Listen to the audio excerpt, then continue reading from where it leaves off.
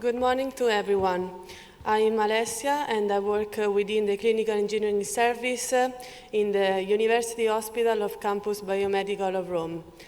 My work involved evaluating the clinical engineering service performance through identification and measuring of KPIs, key indicators performance, with Pareto diagrams.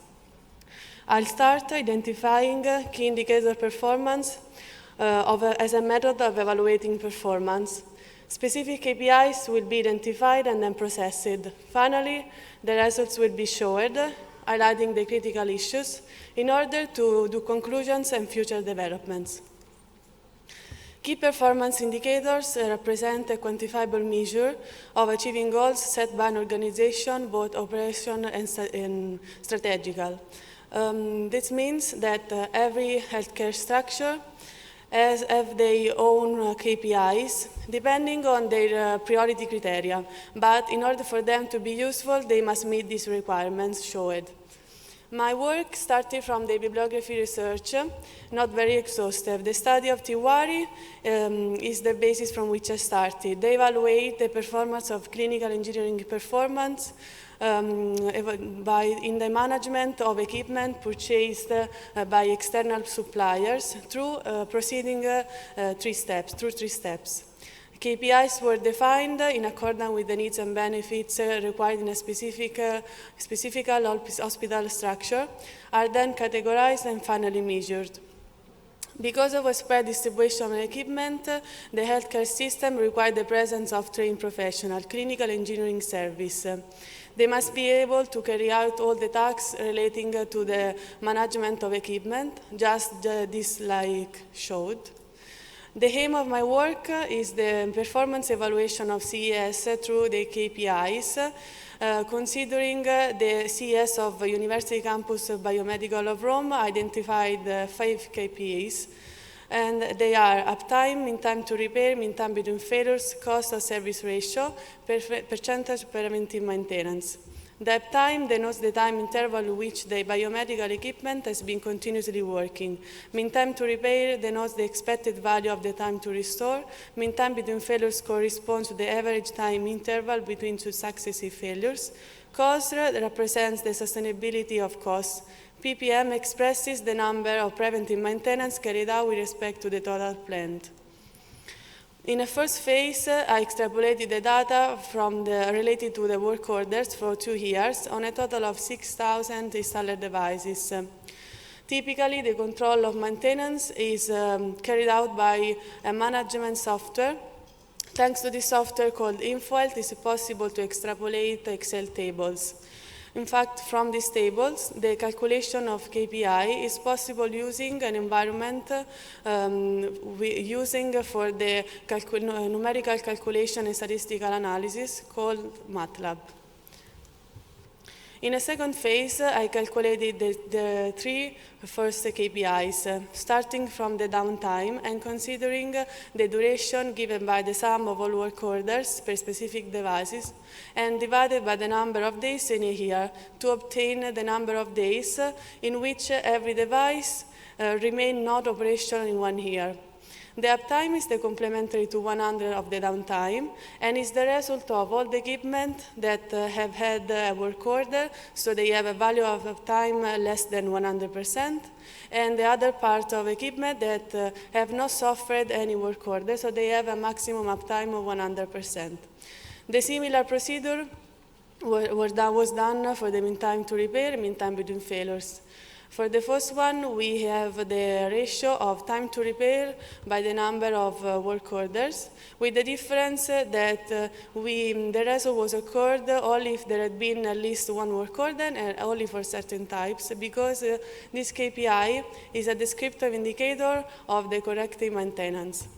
Mean time between failures is the ratio of time between failures, so we consider the duration from the start date of work order and the start date of another, and divided by the number of work orders. Frequency of failures is its inverse. We have to say also that the action of clinical engineering service doesn't have an influence on the result of mean time between failures, because equipment break down independently.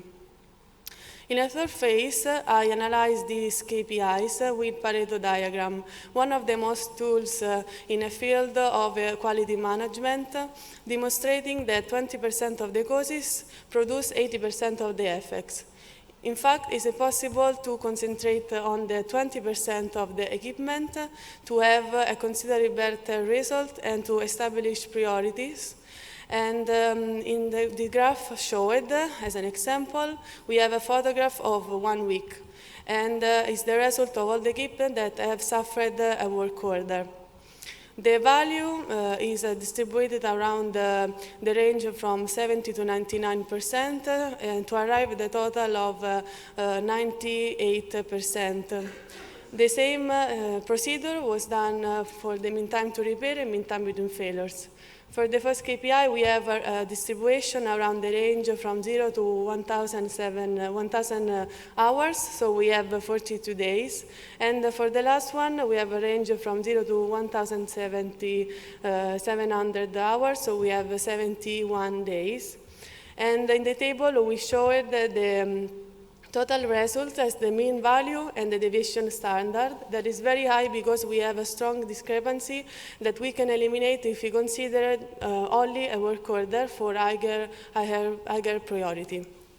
From these results, I have done the criticality analysis, and I associated the downtime to the equipment that corresponds to the 20% on the causes, and I associated the downtime to the operating areas in which these equipment are present. So if we want to have a considerably better result, we can consider this equipment and act to them. Finally, we have the cost. Is an economic parameter and is a cost effectiveness, so it's very important to calculate. It's the ratio of a maintenance cost to the purchase cost, and while the PPM is the ratio of maintenance carried out within the deadline to the total maintenance planned. It was calculated also in the light of the accreditation manual of Joint Commission International of Hospital Campus Biomedical of Rome.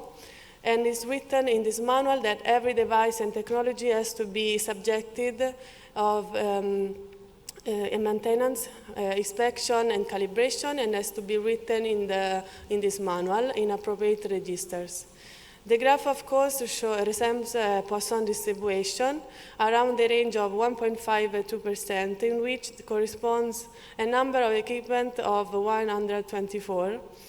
To arrive at the total number of 1%, that is very low, overall we have to add staff costs, so we arrive at 4%.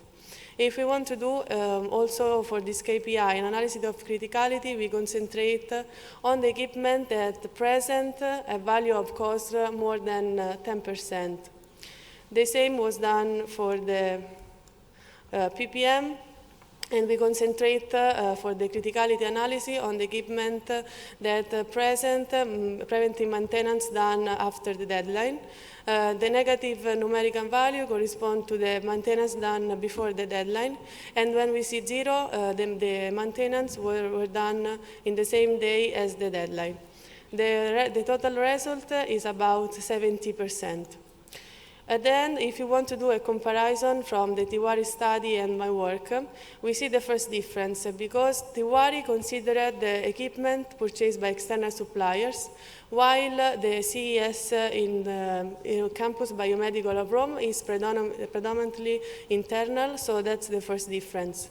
If we want to do a comparison with uptime and cost, they are very comparable. But Tiwari considered only work order that have a duration maximum of 1 month. So the comparison of mean time to repair is inconsistent. But we want to see the value of PPM. We see that we need to do a clarification because the CES of Campus Biomedical of Rome use a risk classification following different priorities. So if we want to follow the first priority, we arrive at the value of 93.7%.